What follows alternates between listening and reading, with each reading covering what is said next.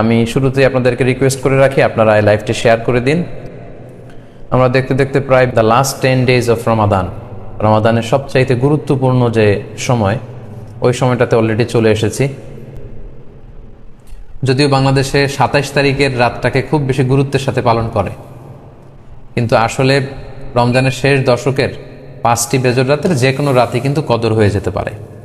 তাই বুদ্ধিমান মুমিনের কাজ হচ্ছে 5টি বেজর রাতের প্রতিটি রাতেই সমানভাবে সমান গুরুত্বের সাথে ইবাদত করে যাওয়া, তাহলে কিন্তু কদর আর মিস হবে না।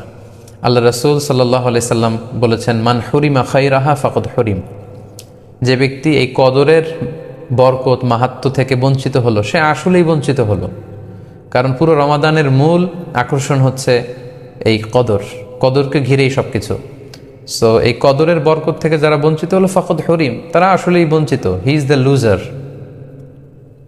সে আসলেই বঞ্চিত। আমরা বঞ্চিত হতে চাই না, আমরা গেইনার হতে চাই, আমরা বারাকা রহমত হাসিল করে নিতে চাই। আল্লাহ রাসূল সাল্লাল্লাহু আলাইহি ওয়াসাল্লাম ইরশাদ করেছেন, ফালতামিসু ফিল আশরিল আওয়াখিরি মিনাল ভিতর। রমজানের শেষ 10 দিনের মানে শেষ দশকের বেজর রাতগুলোতে কদর তালাশ করো। তার মানে বাংলাদেশে আজকে থেকে শুরু হয়ে গিয়েছে। তার মানে 21-এর রাত, 23-এর রাত, 25-এর রাত, 27-এর রাত এবং 29-এর রাত, এই 5টি বেজর রাত, অড নাইটসগুলো, 5টি রাতের যে কোনো একটি রাতেই কিন্তু কদর হয়ে যেতে পারে। এবং কালামুল্লাহ মাজিদে আল্লাহ তাআলা সূরাতুল কদর নামে একটি সূরা নাজিল করেছেন, যেখানে আল্লাহ বলছেন, লাইলাতুল কদরি খায়রুম মিন আলফি শাহর। কদরের রাত 1000 মাসের চেয়ে সেরা। 1000 মাসে হয় 83 বছর 4 মাস। তার মানে আজ রাতে যদি আমরা ইবাদতের মধ্য দিয়ে এই রাতটি কাটাতে পারি, তাহলে 83 বছর 4 মাস ইবাদত করলে যে পরিমাণে সওয়াব পাওয়া যাবে, আল্লাহ তাআলা ঠিক ওই পরিমাণে সওয়াব দিবেন, এটা আল্লাহ বলেননি। আল্লাহ বলেছেন খায়রুম মিন আলফি শাহর, তার চেয়েও বেশি পরিমাণ সওয়াব, ব্লেসিংস, মাহাত্ম আমরা অর্জন করতে পারবো। এবং সালামুন হিয়া হাত্তা মাতলাইল ফজর, ফজর পর্যন্ত, রাত থেকে মাগরিবের আজান থেকে শুরু করে ফজর পর্যন্ত পুরো সময়টাই কিন্তু কদরের বরকতময় রাত। এবং যখন কদরের রাত আসতো, আল্লাহ রাসূল সাল্লাল্লাহু আলাইহি ওয়াসাল্লাম ইবাদতে খুব বেশি নিমগ্ন হয়ে পড়তেন। সারা বছরের কখনো রাসূল সাল্লাল্লাহু আলাইহি ওয়াসাল্লাম সারা রাত জেগে ইবাদতের কোনো নজির পাওয়া যায় না, শুধু কদরের এই রাতগুলো ছাড়া বা রমজানের শেষ 10 দিনের এই সময়টুকুন ছাড়া। হাদিস শরীফে এসেছে, ইদা জা আল আশরা আহিয়াল লাইলা ওয়া আইকাযা আহলা ওয়া জাদ্দা ওয়া শাদ্দাল মিইসার। রমজানের শেষ দশক যখন আসতো, আল্লাহ রাসূল সাল্লাল্লাহু আলাইহি ওয়াসাল্লাম সারা রাত জেগে ইবাদত করতেন, সারা রাত দাঁড়িয়ে দাঁড়িয়ে তিনি ইবাদত করতেন। ওনার ফ্যামিলি মেম্বার্সের মধ্যে থেকে কেউ ঘুমিয়ে থাকলে তাদেরকে উঠিয়ে দিতেন, এবং তিনি কোমরে গামছা বেঁধে ইবাদতে লেগে পড়তেন। এখানে রূপক অর্থে কোমরে গামছা বেঁধে বোঝানো হচ্ছে মানে ইবাদত করার জন্য তিনি এতই উদ্গ্রীব হয়ে পড়তেন, কখনো বছরের কোনো সময়ে এতটা উদ্গ্রীবতা রাসূল সাল্লাল্লাহু আলাইহি ওয়াসাল্লামের মধ্যে দেখা যেত না।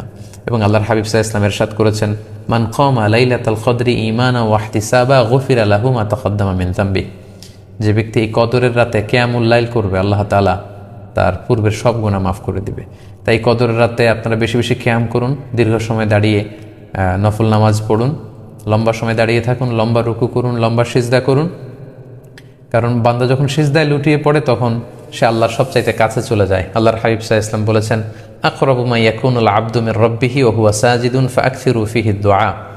বান্দা যখন সিজদায় লুটিয়ে পড়ে, তখন সে বান্দা আল্লাহ তাআলার সবচাইতে কাছাকাছি চলে যায়, খুব ক্লোজেস্ট হয়ে যায়। এজন্য সে সময় তোমরা বেশি বেশি দোয়া করো। তাই লম্বা কিয়াম করুন, কোরআন তেলাওয়াত করুন এবং সিজদায় পড়ে আল্লাহর কাছে দোয়া করুন।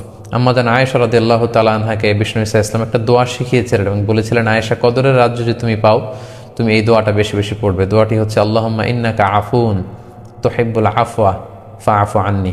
এর মানে হচ্ছে, হে আল্লাহ, আপনি ক্ষমাশীল, নিশ্চয়ই আপনি ক্ষমাশীল, আপনি ক্ষমা করাকে আল্লাহ খুব পছন্দ করেন। আল্লাহ এই বরকতের রাতে আপনি আমাকে ক্ষমা করে দেন। তাই এই দোয়াটি যেন আমরা খুব বেশি বেশি করি। আল্লাহ রাসূল সাল্লাল্লাহু আলাইহি ওয়াসাল্লাম রমাদানের এই শেষ দশকে ইতিকাফ করতেন।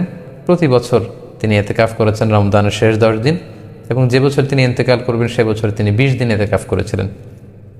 এবং আল্লাহ রাসূল সাল্লাল্লাহু আলাইহি ওয়াসাল্লামের ইন্তেকালের পরে আম্মা জান যারা বেঁচে ছিলেন, ওনারাও মসজিদে নববীতে ওনারা কিন্তু ইতিকাফ করেছেন। সম্মানিত সুধী, যেহেতু বাংলাদেশে আজকে প্রথম কদরের রাত, এজন্য কদরের বারাকা এবং মাহাত্ম্য নিয়ে আমি সামান্য কিছু রিমাইন্ডার আপনাদের সাথে শেয়ার করলাম। আপনারা ইবাদতের মধ্য দিয়ে, কোরআন তেলাওয়াতের মধ্য দিয়ে, কিয়ামুল লাইলের মধ্য দিয়ে, আল্লাহর সাথে সম্পর্ক বৃদ্ধির মধ্য দিয়ে এই রাতটি পালন করুন। আসুন আমরা এই কদরের রাতগুলোতে কায়মনোবাক্যে আল্লাহর কাছে দোয়া করে আল্লাহ তাআলা যেন বিপদ থেকে আমাদেরকে মুক্ত করেন। আমি আপনাদের জন্য সকলের জন্য আন্তরিকভাবে দোয়া করি এবং আপনাদের সকলের কাছে এই কদরের রাতে আন্তরিক দোয়া চাচ্ছি। আল্লাহ তাআলা আপনাদের সবাইকে ভালো রাখুক, সুস্থ রাখুক, ঈমানের সাথে রাখুক। আমরা কাফারাতুল মাজলিস পরে আলোচনার ইতি ঘটাচ্ছি। সুবহানাকাল্লাহুম্মা বিহামদিকা আশহাদু আল্লা ইলাহা ইল্লা আনতা আস্তাগফিরুকা ওয়া আতুবু ইলাইক। ওয়াসসালামু আলাইকুম ওয়া রাহমাতুল্লাহি ওয়া বারাকাতুহু।